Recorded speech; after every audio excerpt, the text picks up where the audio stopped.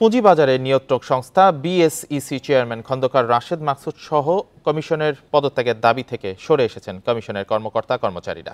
এই ঈদে জামা জুতো অ্যাক্সেসরিজের ডিসকাউন্ট। রোববার সকাল থেকে কাজে যোগদান করেছেন বাংলাদেশ সিকিউরিটিজ অ্যান্ড এক্সচেঞ্জ কমিশনের কর্মকর্তা কর্মচারীরা।